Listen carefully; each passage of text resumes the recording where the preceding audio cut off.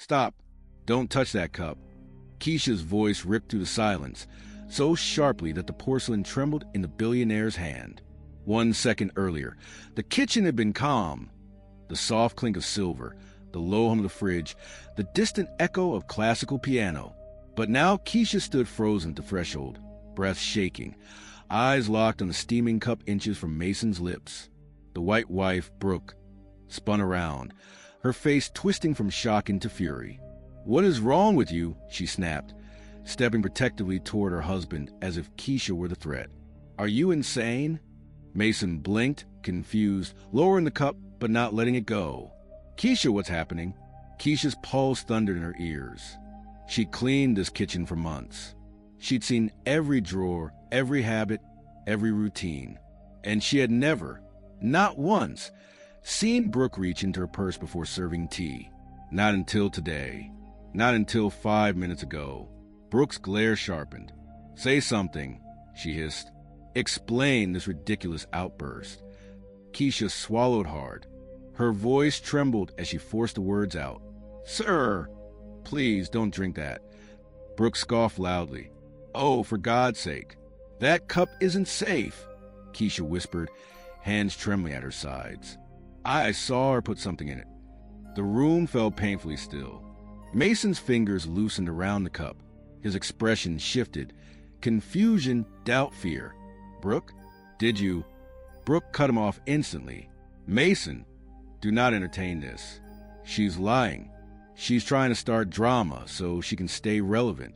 This is what happens when you hire people who don't know boundaries." Keisha's heart twisted at the word people. She'd heard that tone before. That quiet cut. That polite kind of racism that never had witnesses. Until now. "I know what I saw," Keisha managed. "Please, just don't drink it." Brooke stepped closer to her husband and placed a hand on his arm, her voice dripping with innocence. "Baby, she's making up stories to cover her mistakes. Fire her. Right now." Mason looked between them. The loyal housekeeper was shaking hands, and the elegant wife he thought he knew. His jaw tightened. "Keisha, you better have proof." Her eyes stung. "I don't. Not yet. But I'm not lying." Brooke snapped. "You're done here." Keisha felt the floor tilt beneath her. Fired. Just like that. For telling the truth. If this already made your blood boil, hit like and subscribe right now. Because stories like this are still happening, and the world needs to hear them. Mason exhaled sharply. "You need to leave the house, Keisha." Brooke folded her arms, victorious. Keisha stood there for one last trembling moment, staring at the cup that could have killed him, and then she turned away, her heart cracking with every silent step toward the door. "Please, sir," she whispered without looking back. "Just don't drink it." The heavy front door clicked shut behind Keisha, but the echo of it followed her long after she stepped off the marble porch. The humidity clung to her skin as she walked down the stone pathway, each step slower than the last.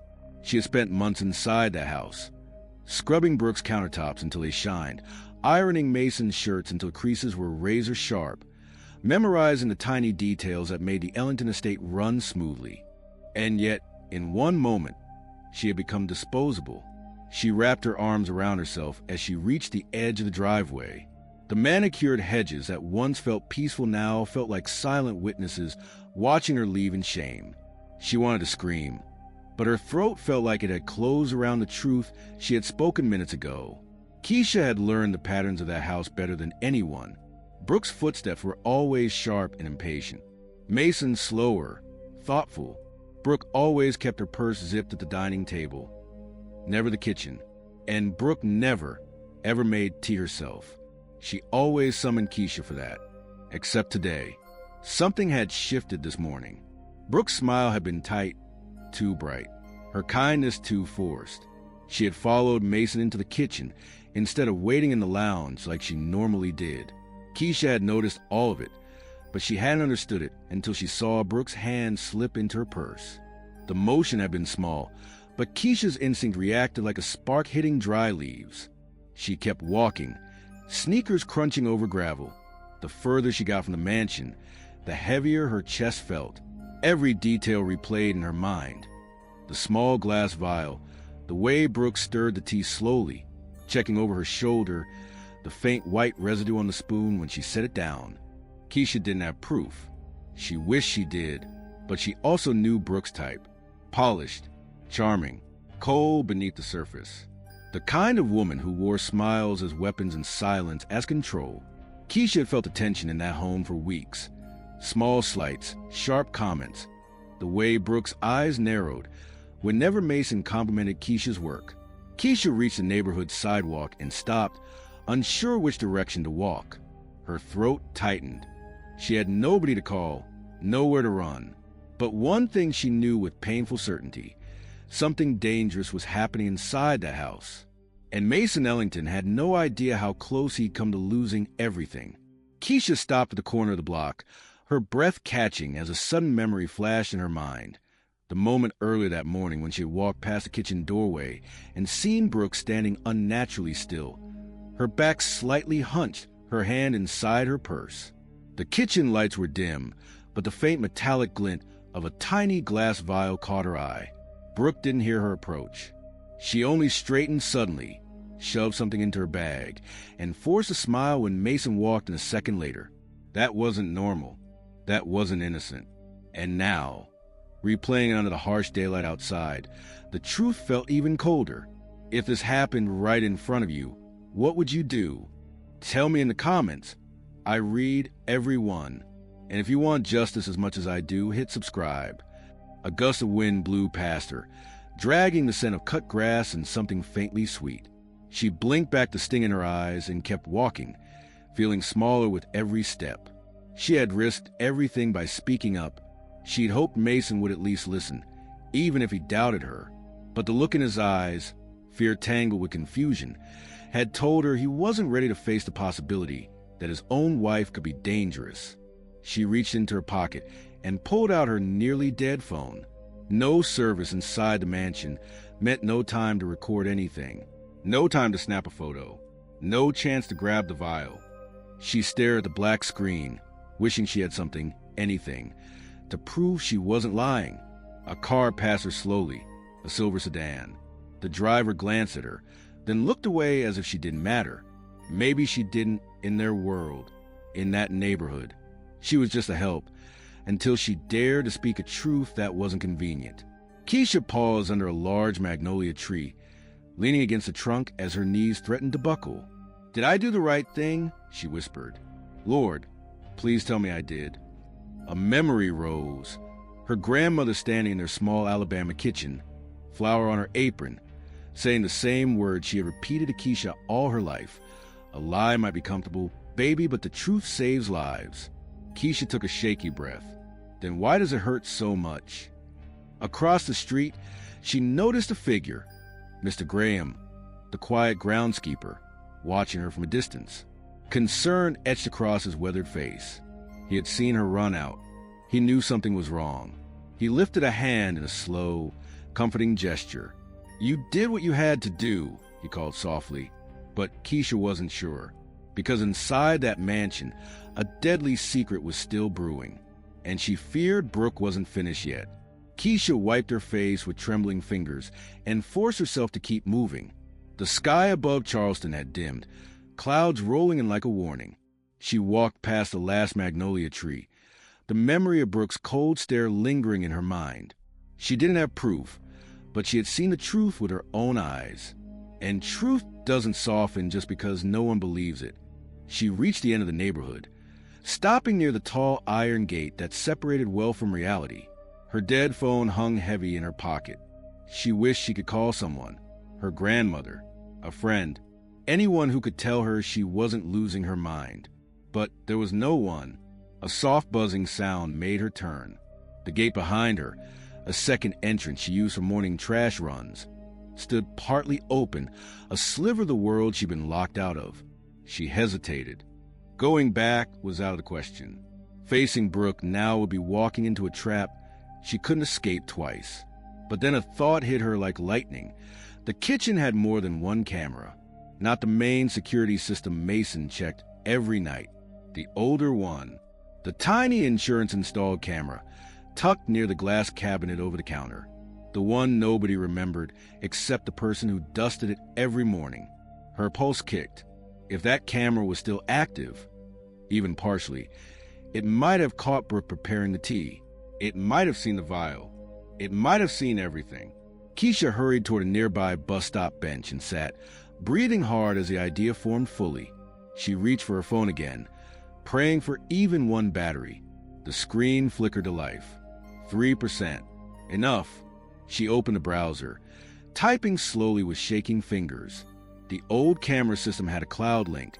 She remembered the contractor bragging about it during installation. Always on, always backed up. She typed the username she'd once seen on a sticker under the lens. Ellen Kitcam. Password. Brooke always used the same one for her grocery orders. Magnolia 7. She hit enter. The screen loaded. Keisha's breath froze. Rows of video files appeared. She tapped the timestamp from earlier that morning. The footage opened, grainy but clear enough to see Brooke walk into the kitchen alone, purse on her shoulder. Clear enough to see her pull out the vial. Clear enough to see the white powder fall into Mason's cup. Keisha covered her mouth, tears gathering in her eyes. She hadn't imagined it. She wasn't crazy. Brooke really tried to poison him. With shaking hands, she hit download. Across town, at that exact moment, Mason sat in his office replaying the scene in his mind. The trembling maid, the broken cup, the fear in her voice. Something about it wouldn't leave him alone. His phone buzzed. A message from Keisha. One video. He tapped it, and everything he thought he knew shattered. Mason watched the video twice, once in disbelief, the second time with a cold, rising dread. Brooke's movements were deliberate, controlled, calculated. The tiny vial, the white powder, the careful stir, the glance over her shoulder. It was all there, captured by a camera he didn't even remember owning. He sank into his chair, his heartbeat echoing in his ears. For years he had defended Brooke, believed her, loved her, but a camera doesn't lie. And the look on her face as she mixed his drink wasn't love. It was intent. A knock rattled the office door. Mason flinched. Brooke stepped inside, her expression soft, her voice too gentle to be real. "Mason, I brought you some fresh tea. I know the day was stressful." He stared at the steaming cup, like it was a loaded gun. Brooke tilted her head.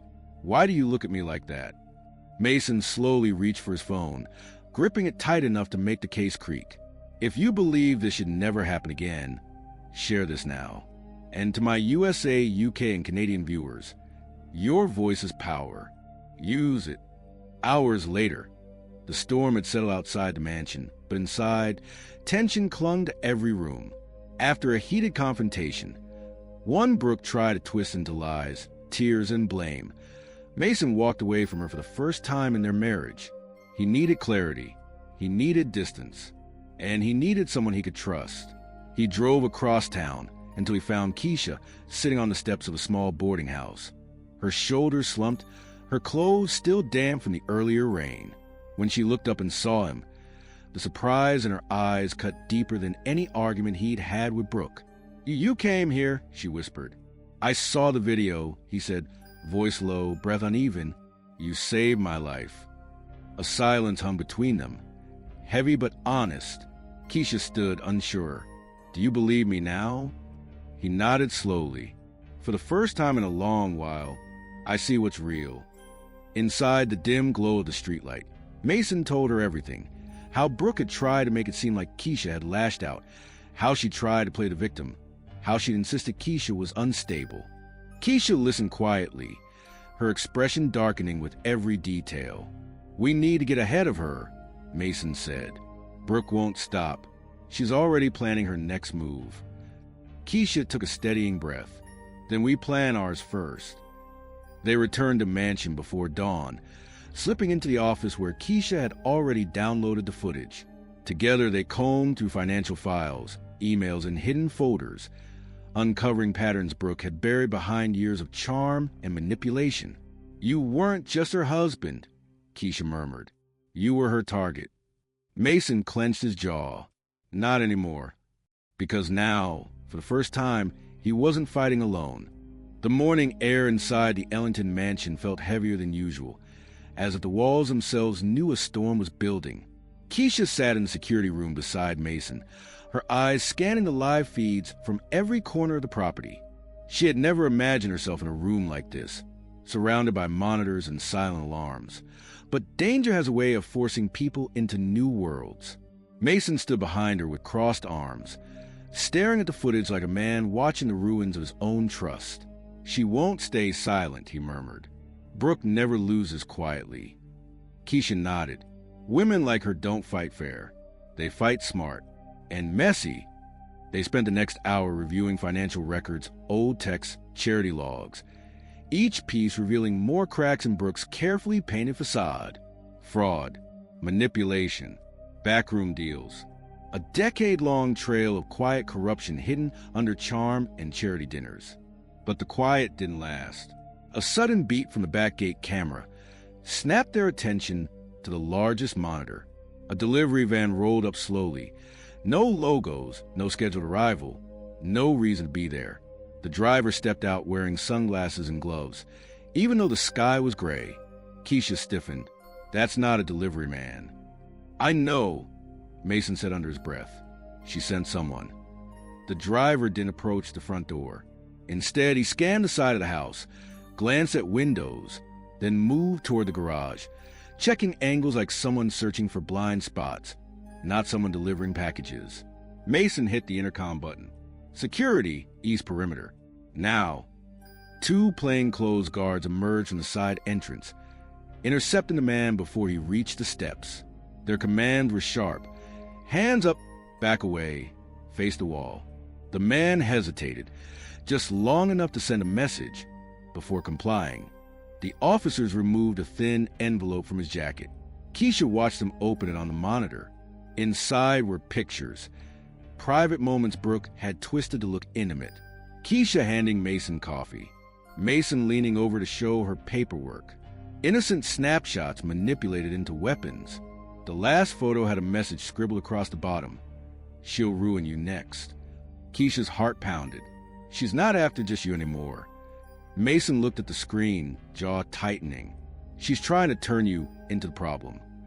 A vibration buzzed in Keisha's pocket. She checked her phone. One new text. "Unknown number. You should have stayed gone." Keisha swallowed, her voice low but steady. "She's getting desperate, Mason." He placed a hand on the back of her chair, eyes still fixed on the screens. And desperate people make mistakes. The war Brooke started was now fully alive, but so was their resolve to end it. Night fell over the Ellington mansion like a warning. The rain had stopped, but the air still held the weight of everything unspoken. Keisha stood by the window of the study, watching the driveway through a thin slit in the curtains. Mason paced behind her, silent, determined. Neither of them slept. Neither of them could. A soft ding broke the quiet. Motion alert. Front gate. Keisha's stomach tightened as she hurried to the security console. The screen lit up with a familiar silhouette, Brooks. She wasn't sneaking. She wasn't hiding. She walked straight up the driveway as if she still owned the ground she stepped on. "She's bold tonight," Keisha whispered. "No," Mason said, stepping closer. "She's cornered." Brooke reached the front door and tried the handle. Locked. She knocked once, twice. Then her voice carried through the intercom, smooth, controlled, frighteningly calm. "Mason, open the door. We need to talk." Mason pressed the speaker button.